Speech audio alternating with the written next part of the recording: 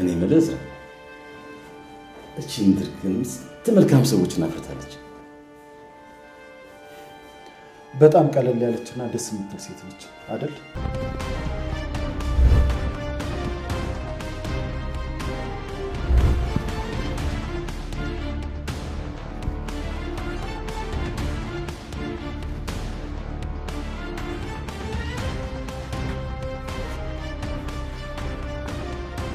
Kemarin banyak banget anak ini mau dimakan.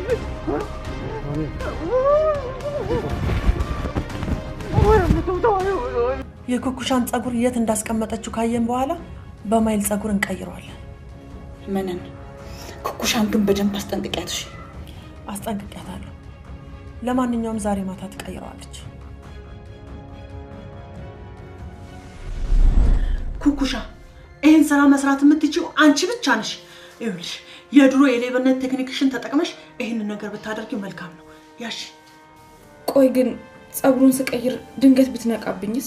አንዴ ከተኛ ስትነቃ አይደል የምትይዝሽ? ማለት ምን አድርገሽ ነው? ኩኩሻ ማታ ማታ በላፕቶፕ ስትሰራ ቡና የመጠጣት ልምድ እንዳላት ታውቂያለሽ አይደል? አዎ። የዛሬ ቡና ዱቄት ላይ ደግሞ የእንቅልፍ ኪኒን አድቅቄ ጨምሬብሽ። ምንድነው እሱ ነው? ይሄ ሚስጥሩ ቁልፍ መፍቻ ነው ሲመስለኝ። የቴን ብድር መልሻለሁ። እናንተ ሁለታይን እንደ ያሳነስከው የኔ ውድ ማን ነበር ስሙ? ሜርሲ። የኔ ቆንጆ ድጋሚ እንደ አይነት ነገር አታድርጊ እሺ? ሁሉም ነገር የሚገኘው በመኖር ውስጥ ነው እሺ? ጊዜ ስለሌለኝ ነው እንጂ ካንቺ ጋር በደንብ ባወራ ደስ ይለኝ ነበር። በቃ ነው ቤት ድረስ ላድርሳችሁ። እኔም የሆነ የምሄድበት ቦታ አለኝ። ችግር የለውም። እኔ መኪና ስለያዝኩ ማድረስ እችላለሁ። እና እህቴንና ሚስቴን ስላተረፍሽልኝ በድጋሚ በጣም አመሰግናለሁ። ምንም ችግር የለውም። ሀብል አሁን በጣም ደህና ስለሆነች ዶክተሩም ድጋሚ ቀጠሮ አልሰጠኝም። እንግዲህ በድጋሚ እንደምንገናኝ ተስፋ አደርጋለሁ። ሁለታችሁንም ፈጣሪ ማራችሁ። እሺ ሰላም ሁኑ። እሺ ቻው። ሰላም ሰላም ውድ የቻናሌ ቤተሰቦች እንዴት ናችሁልኝ? እንኳን ወደ እኔ ዩቲዩብ ቻናል በሰላም መጣችሁ። ሀብል ድራማ በሀብል ድራማ እንግዲህ በክፍል 26 ላይ በባለፈው ክፍል ላይ የሀብል እናት ሀብልን ወላጅ እናቷ ማለት ነው ያው ባታውቃትም ትክክለኛ ወላጅ እናቷ በመኪና እንደገጨቻት አይተን ነበረ። ታዲያ እንግዲህ ከዛን ሰዓት ጊዜ ጀምሮ ሁለቱ አሁን ላይ በጣም እየተቀራረቡ ይገኛሉ። በሌላ በኩል ደግሞ ወይዘሮ ሀና የኩኩሻን የጸጉር ናሙና በመውሰድ ወደ ውጭ ለማስመርመር እየሞከረች ትገኛለች። ታዲያ እንግዲህ በዛሬው በክፍል 26 ላይ ማለት ነው ወይዘሮ መነን ይህን ነገር እንግዲህ ከሰማች ጊዜ ጀምሮ ምን ማድረግ እንዳለባትና እንዴት አድርጋ ምርመራውን ማክሸፍ እንዳለባት እንግዲህ በጣም ብዙ ነገሮችን ስታስብ ነበረ ከአጸደ ጋር ሆና ማለት ነው። እናም በመጨረሻም እንግዲህ አጸደ ያመጣችው ሀሳብ ነበረ የራሷን ልጅ ጸጉር የህፃኗን ልጅ ማለት ነው ወይም ደግሞ አሁን የመጣችው የሀብል ታናሽ እህት የሷን ጸጉር እንቀይረዋለን የሚል ሀሳብ አመጣላት ነበረ። እንግዲህ ወይዘሮ መነን ሀና ምርመራ እናድርግ ስትላት እና ደግሞ የኛው ሀሳብ ሲመጣላት የራሷን ልጅ ጸጉር ቀይራ መስጠት እንደምችል ስታውቅ አሁን ላይ በኮንፊደንስ ወይም ደግሞ ያለምንም ፍራቻ ማለት ነው ምርመራው እንዲደረግ እንደውም ከፈለግሽ ብላ እንግዲህ እሷ ባለችበት ነበረ መቀስ በማምጣት እንኪው ሰጂ አሁኑኑ እያለች እውነት እንዳለው ሰው ስትሆን ነበረ። ያው የተማመነችውን ተማምና ነው በእርግጥ። ታዲያ እንግዲህ በዚህ አልበቃም። እሷ ግን ቀድማ እንግዲህ ህፃኗ ልጅ የተኛችበት ክላስ በመሄድ የህፃኗ ልጅ ጸጉር ቆርጣ ወስዳለች ወይዘሮ መነን። ያ ሀሳብ እንግዲህ ያጸደ ሀሳብ ነው። የራሷ ልጅ ጸጉር ቆርጣ እንድትሰጣትና ከዛ በኋላ እንግዲህ ጸጉሩ እንድትቀይር ማለት ነው ናሙናው ወደ ውጭ ከመላኩ በፊት ይሄ ነገር የተለመደ ነው። ምርመራው እንደሚቀየር 100% ነው ለጊዜውም ቢሆን ማለት ነው። ነገር ግን ወይዘሮ ሀና ልጇን ልታገኝ የምችለው ወይዘሮ መነን ስለነገረቻት ወይም ደግሞ ምርመራው ስለተቀየረ ስላልተቀየረ አይደለም። አሁን ላይ ከትክክለኛ ልጇ ከሀብል ጋራ በጣም እየተቀራረቡ ይገኛሉ። እንግዲህ አንዳንድ አጋጣሚዎች እውነት ተደብቃ አትቀርም ይባላልና በመኪና በመግጨቷ ምክንያት ማለት ነው አሁን ላይ እንደ ቤተሰብ በጣም እየተቀራረቡ ይገኛሉ። በየቀኑ እየተገናኙም ወደ ሕክምናም እየወሰደቻት ትገኛለች። በጣም ቤተሰባዊ እየሆኑ ይገኛሉ።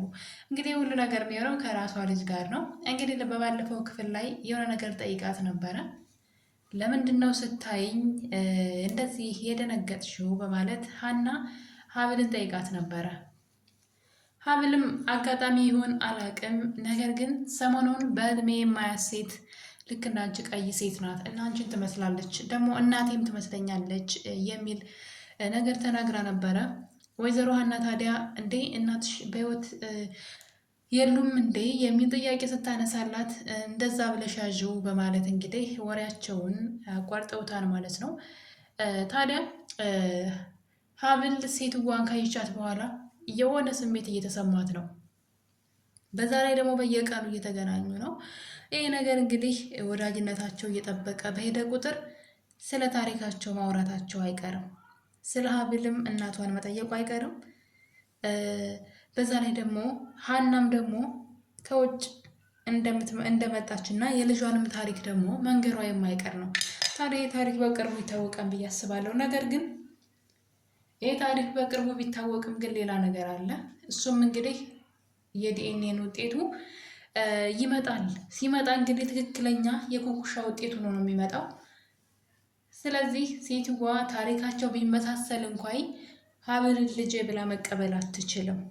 ውጭ ድረስ ልካ በራሷ እጅ ቆርጣ የወሰደችው ፀጉር ውጭ ድረስ ተልኮ ነው የተሰራው። ስለዚህ ምንም አይነት የምርመራ ቅየራ ወይም ደግሞ የተቀየረ ነገር አለ የሚያስብል ነገር አይኖርም። 100% እርግጠኛ ነው የምትሆነው። ስለዚህ ወይዘሮ መነን እንግዲህ የልጅቷን ፀጉር ከቆረጠች በኋላ የሴትዋ የምጠጣው ቡና ውስጥ ማለት ነው የእንቅልፍ መድኃኒት በመጨመር ሴትዋ እንድትተኛና ቦርሳዋ ውስጥ ደግሞ ስታስቀምጠው ቤቷ ውስጥ ባለው ካሜራ ታያታለች። እና እንግዲህ ያንን ናሙና ለመቀየር ቁጭ ብለው ነበር ያደሩት ኩኩሻ እና ወይዘሮ መነን ማለት ነው። ምክንያቱም ሀና ልትተኛ አልቻለችም። የተሰጣትንም ቡና መጠጣት አልቻለችም። ቁጭ ብላ ስራዋን እየሰራች ነበረ። ታዲያ ልተኛ ስትል እንግዲህ ግራ ተጋብተው እንዴት አድርገው እንደሚቀይሩት እያሰቡ እያለ አጸደን ይጠይቋታል። ሴትዋ ፀጉሩን ይዛ ወደ ጓደኛዋ በጓደኛዋ ነበር ወደ ውጭ የምትልከውና ወደ ጓደኛዋ ቤት ስትሄድ ነበረ። ወደነ ሀብል ቤት እንግዲህ ትጓዛለች። ሀብልን መጀመሪያ ለማየት ማለት ነው፣ ትክክለኛ ልጇን ሀብልን ማለት ነው። እና በዚህ ሰዓት እንግዲህ አጸደ ሰው መድባባት ነበረ። እያንዳንዱ እርምጃዋን ተከታትለው ቦርሳዋን እንዲሰርቋት እና እንዲነጥቋት ታዛቸዋለች። ቀማኛ ወይም ደግሞ ሌቦችን ማለት ነው። ይህን እንዲያደርጉ እንግዲህ ሰው ትልካለች። እያንዳንዱ እርምጃዋን ሲከታተሏት ነበረ እና ሀብል ቤት ሄዳ ሀብልን ይዛ እንግዲህ ወደ ሐኪም ቤት ትሄዳለች። ነገር ግን ከዛ ቀደም ብሎ እንግዲህ ሜርሲ እንደምታውቁት ሜርሲ ተቀይራለች። እንግዲህ እርግጠኛ አይደለሁም ግን የተቀየረች ይመስለኛል ሙሉ ለሙሉ ማለት ነው። ከአጸደ መጥፎ ተግባሮች ከአጸደ ስታደርገው ከነበሩ መጥፎ ነገሮች ወጥታ እንግዲህ በራሷ ማሰብና ጥሩ ነገር ማድረግ ጀምራለች። ነገር ግን አባቷ ይህን ነገር እንግዲህ እየተቀበላት አልነበረም። ነገር ግን ሌላ ተጨማሪ ነገር እንግዲህ መጥቷል ማለት ነው። እሱም ሜርሲ ክላሷ ውስጥ ሆና ከአክስቷ ከአጸደ ጋራ የሆነ ነገር ስታወራ አባቷ ሰማት። አባቷ እንግዲህ ሁል ጊዜ የሆነ ነገር ስታደርግ ይደርስባታል እና አቶ እስክንድር በክፍሏ ሲያልፉ ነበረ የገዛ አባቷ የሰሟት። አጸደ ጋ ደውላ አክስቴ እነዚህ ጅሎች አምነውኛል፣ አንቺ እንዳሰብሽው እቅዳችን እየሄደ ነው፣ አታስቢ የሚል እንግዲህ ማስመሰሉ ሰርቶልኛል እያለች ከአክስቷ ከአጸደ ጋ ስታወራ አባቷ ይሰማታል ማለት ነው። በጣም ነው የሚገርመው። ግን እንግዲህ ሜርሲ እንደተናገረችው ከሆነ እሷ ቤተሰቦቼን ልትጎዳ ትፈልጋለች። የምትፈልገውን ነገር ለማግኘት ቤተሰቤን ልትጎዳ ትፈልጋለች። እኔ ደግሞ በዚህ እያባበልኩ ሌዛ ስለፈለግኩኝ ነው ብላለች። እንግዲህ ነገሩ እውነት ይሆን ውሸት እኔ ራሱ ግራ ገብቶኛል። የሜርሲ ነገር ማለት ነው። እንግዲህ ተቀይራለች ብዬ እኔ በጣም ደስ ብሎ ነበረ። በእርግጥ እንዴት እንደሆነ ንግግሯም ያሳምናል፣ ግን ደግሞ ድራማ ነው የሚመስለው። እንግዲህ እዚህ ቀደም እንዳያችሁት አጸደ የምትናገረውን ነገር ሁሉ ሪከርድ አድርጋ ለቤተሰቦቿ አሰምታ በቤተሰቦቿ መካከል ጥላቻን ዘርታባት ነበረ። ተቀይር ያለው ብላ እንግዲህ ብዙ ነገር አድርጋ ነበረ። አሁን ደግሞ እንግዲህ ሌላ መዘዝ መጥቶባታል። ይህን ማድረግ አልነበረባትም ብዬ አስባለሁ። ነገር ግን ሜርሲ የተናገረችው ነገር አሳማኝም ነው አሳማኝም አይደለም፣ እርግጠኛ መሆን አይቻልም። ምክንያቱም የሆነ ጥፋት ሁል ጊዜ የሆነ ጥፋት የሚያጠፋ ሰው የሆነ ነገር ሲያደርግ ሊታመን አይችልም። እና አባትየውም እንግዲህ እውነት አለው። እናም አባቷ እንግዲህ ይሄን ነገር ለቤተሰቦቿ ምግብ በመስራት ከቤተሰቦቿ ጋር ሰላም ለመፍጠር ወደ ጠረጴዛ ብታቀርብም አባትየው ግን እሷ የሰራችውን እንኳን የዚህ ቤት ሰው ቀርቶ ውሻ እንኳን እንዳይበላ ወደ ውሻ እንኳን እንዳሰጡ ልትመርዛችሁ ነው በማለት እንግዲህ አባቷ ምግብ አይበላም ብለው ከቤታቸው እንድትወጣላቸውና ያደረገችውን ነገር ደግሞ ከአጸደ ጋር የነበራትን የስልክ ልውውጥ ለእዝራና ለሀብል ይነግራቸዋል። በዚህ የተነሳ እንግዲህ ሜርሲን ዓይንሽን ላፈር ከዚህ ቤት ውጭ ተብላ ነበረ። አለመታመኗ እንግዲህ ሜርሲ በጣም ያስከፋት። ወደ ክላሷ ሄዳ ራሷን ለማጥፋት ሞክራ ነበረ። ሀብል ደርሳ ነው እንግዲህ የተረፈችው ማለት ነው። ታዲያ እንግዲህ ሀና የሀብል ወላጅ እናት ማለት ነው ወደዛ ቤት ሀብልን ሕክምና ለመውሰድ ነበር ሄደችው። ነገር ግን እንግዲህ ሜርሲን በዚህ አደጋ ታማ ወደ ሆስፒታል ሁላቸውም ይሄዳሉ። እና አጸደ የላከችው ሌባ እንግዲህ ሀናን ሲከታተላት ነበረ። በመጨረሻም እንግዲህ ከሕክምናው ቦታ ሲወጡ ቦርሳዋን ነጥቋት ይሮጣል ማለት ነው። እዝራም ተከትሎት ይሄዳል። በመጨረሻም እንግዲህ የሆነ ጥግ ቦታ ሄዶ የተሰጠውን የትንሿ ልጅ ጸጉር በኩኩሻ ጸጉር ለውጦ ማለት ነው ቦርሳ ውስጥ አስቀምጦላትና በመጨረሻም እንግዲህ ቦርሳውን መልሷል ሌባው ማለት ነው። ሀናም እንግዲህ ጸጉሩን እዛ ቦርሳ ውስጥ አግኝተዋለች። ነገር ግን ሌላ ነገር አለ። ወይዘሮ ምን እንደምታውቁት በጣም አደገኛ ሴት ናት። እናም እንግዲህ አንድ ወሬ ሰምታለች። እሱም ምንድን ነው? ኩኩሻ ህፃኗ ልጅ የሀና ልጅ ማለት ነው እናቴ ከኔ በላይ ለአንቺ ታደላለች፣ ለመጀመሪያ ልጇ አንቺን በጣም ነው የምትወድሽ፣ ከኔ ይልቅ አንቺን ትወዳለች ብላት ነበረ። ይህን ነገር ታዲያ ኩኩሻ ለመነን ስትነግራት መነን በጣም ደንግጣለች። ምናልባት ያንቺን ያክል ያልወደደቻት የእሷ ልጅ ባትሆንስ? ስለዚህ ውጤቱ የኩኩሻም ሆነ የህፃኗ ልጅ የሀናን አይመስልም ማለት ነው። የሀና ትክክለኛ ጸጉር ወይም ደግሞ የዲኤንኤኑ ላይ ማለት ነው የሀና እና የልጇ አይነት እንትን አይመጣም ማለት ነው። አንድ አይነት አይመጣም። ስለዚህ ምን እናደርግ የሚል ደግሞ ሌላ እንደውም የሀብልንም ጸጉርም ቢሆን ቆርጠን እንወስድ አይነት ሀሳብ እያመጣች ነበረ። ሀብል ማለት እንግዲህ የእዝራ ሚስት ማለት ነው።